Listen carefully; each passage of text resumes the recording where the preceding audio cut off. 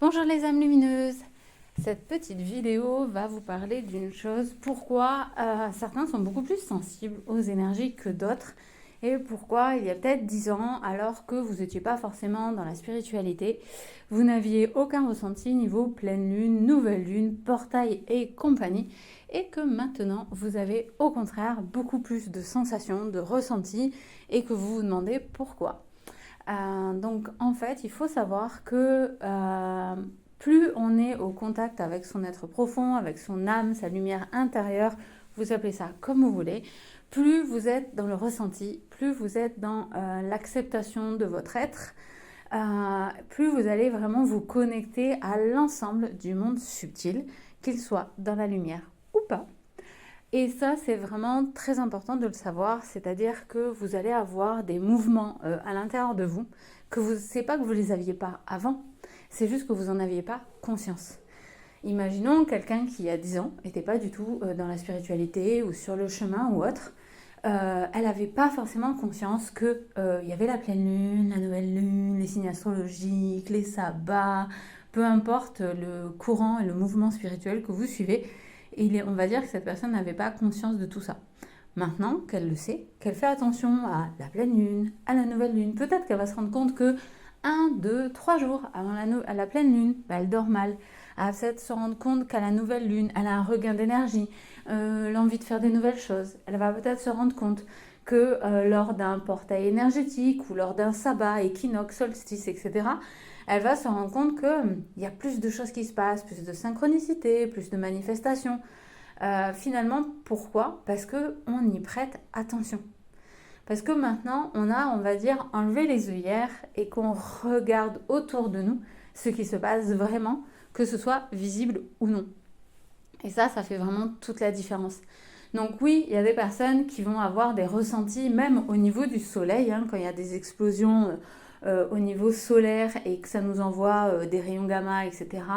Il y a des gens qui vont ressentir même ça. Ils vont avoir une perception tellement fine qu'ils vont le ressentir. Qui vont se dire le matin, ils vont se réveiller avec une migraine qui ne passe pas. Il n'y a pas de raison qu'ils aient une migraine. Et ils vont voir sur les réseaux sociaux, par telle ou telle page, que « Ah bah tiens, il y a tel portail, il y a tel sabbat. Ah bah tiens, le soleil cette nuit, tatati tatata. » Donc en fait, on va dire « Ah, c'est peut-être ça. » Et c'est là qu'on va pouvoir se rendre compte aussi de comment notre corps va réagir face à ça. C'est-à-dire qu'il va se mettre en action, notre corps. C'est pas une réaction dans le sens de rejet, c'est une action. C'est-à-dire qu'il va prendre cette énergie et en faire quelque chose. Donc par exemple, dans le cas d'une éjection de masse coronaire, au niveau du soleil, là, ça va nous envoyer une déflagration énergétique assez impressionnante, tant et si bien qu'elle est largement mesurable, quantifiable, et que parfois elle va même perturber des choses comme les GPS, la radio et autres. Là, on va se dire, ok, qu'est-ce qui se passe ?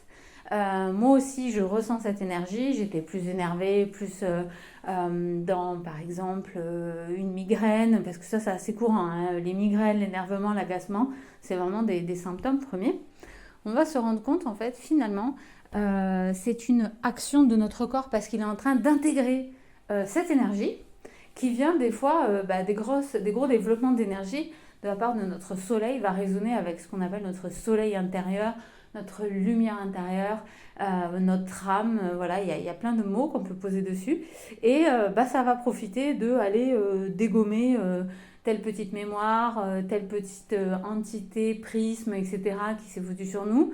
Et hop, ça va dégommer. Mais on ne se rend pas compte. Mais en fait, il y a des nettoyages qui se font de façon inconsciente. Il y a des libérations qui se font de façon inconsciente. Et tant mieux, comme ça, on n'est pas obligé de se faire accompagner tous les 4 matins pour libérer le moindre petit truc. Les énergies s'en occupent, mais de fait, ça peut vous mettre en effet dans des espaces et vous dire, il y a toujours quelque chose. C'est vrai que j'ai des gens qui me disent maintenant, mais il y a tout le temps quelque chose. Il y a tout le temps tel solstice, telle pleine lune, nouvelle lune, etc.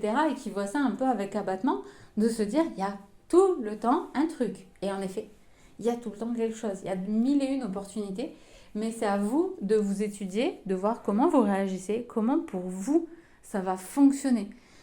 Si vous dormez mal à la pleine lune, par exemple, vous savez, hop, là, t'as la pleine lune le 10, ok, 7, 8, 9, je vais mal dormir. Donc peut-être essayer d'aménager votre agenda de manière à suivre les rythmes de la Terre, les rythmes naturels, finalement. Parce que nous, on s'est tellement détaché du rythme naturel de la vie qu'on veut être pleine balle, à fond, pleine productivité en permanence toute l'année. Ce n'est pas possible. On n'est pas fait pour faire ça. On n'est littéralement pas fait pour ça. On a des temps de plus, de moins, de entre deux. Et donc, si on reprend cet exemple de la pleine lune, d'aménager que le 7, 8, 9, peut-être que vos journées seront moins remplies, moins de rendez-vous, moins de voitures, etc., etc. Parce que vous savez que vous allez sûrement mal dormir. Et donc, vous allégez votre journée. Et vous verrez que du coup, cette pleine lune va vous sembler bien plus agréable. Pareil, si vous savez qu'à la nouvelle lune, vous avez un regain d'énergie, ça arrive à pas mal de monde. Après, ça peut être inversé. Hein. Des fois, c'est la nouvelle lune qu'on dort mal et la pleine lune qu'on dort bien, etc. C'est à vous de vous étudier. Donc, si on prend l'exemple du regain d'énergie à la nouvelle lune, et bien là, vous savez. Vous savez que là, vous pouvez mettre plus de rendez-vous parce que c'est un moment donné où vous allez avoir... moi, je sais, par exemple, j'ai beaucoup d'inspiration et de créativité à la nouvelle lune. Bon, bah ok, je vais pas dormir. Bah, du coup, si je vais pas dormir, je vais réduire mes nuits parce que de toute façon, elles sont réduites. Mais en attendant, je vais dessiner, je vais créer, etc. pendant ces nuits-là, en me disant, pas en me braquant, genre oui, je dors pas, c'est à cause de la pleine lune, tatata. Non, ok, la pleine lune m'inspire, me met dans la créativité, et ben je vais ouvrir cet espace-là, tant pis pour le sommeil, je le rattraperai, ça va durer que 2-3 nuits de toute façon, et ça va me permettre d'ouvrir de nouveaux espaces. Donc finalement, c'est quoi? C'est s'auto-observer pendant plusieurs lunaisons, pendant plusieurs phénomènes, de voir si le solstice, l'équinoxe, là, est-ce que ça vous a fait quelque chose? Est-ce que vous avez senti un déséquilibre? Parce que les équinoxes nous parlent d'équilibre. Donc il y a peut-être quelque chose qui s'est déséquilibré, un vieux schéma qui est revenu, une vieille compulsion alimentaire, une addiction qui a fait coucou. Vous voyez, quel a été votre déséquilibre peut-être? Et de vous dire que à ce moment-là, ça vous fait travailler justement l'équilibre. Comme ça, à la prochaine équinoxe, vous ne serez pas surpris. Vous saurez que cette semaine-là, il est possible que ça parte en cacahuète. Et donc, vous ne serez pas dans une réaction, c'est-à-dire être vraiment allé contre, mais dans accepter, s'ouvrir et se dire ok, là c'est normal. Et c'est ça finalement, retrouver notre rythme, parce qu'en plus chacun va agir de façon différente. Une femme, à cela, on va rajouter notre propre cycle de nos propres lunes rouges, c'est-à-dire que de savoir si vous êtes, vous avez un syndrome prémenstruel qui fait que vous avez envie d'arracher la tête des gens, et bien à ce moment-là, on ne va pas aller en société à ce moment-là. On va limiter les interactions sociales pendant cette petite période. Alors l'idée, c'est vraiment d'apprendre, de s'accepter, de se reconnaître. Alors évidemment, c'est sûr qu'avoir envie d'arracher la tête des gens, ça peut montrer un déséquilibre hormonal et ça sera à travailler. Mais c'est aussi accepter que voilà, ces 3 jours-là, vous n'avez pas envie de voir du monde. Ces 2 jours-là, peu importe le temps que ça dure. Peut-être que c'est pendant votre cycle, pendant vos lunes rouges que ça vous arrive. Peut-être que c'est après.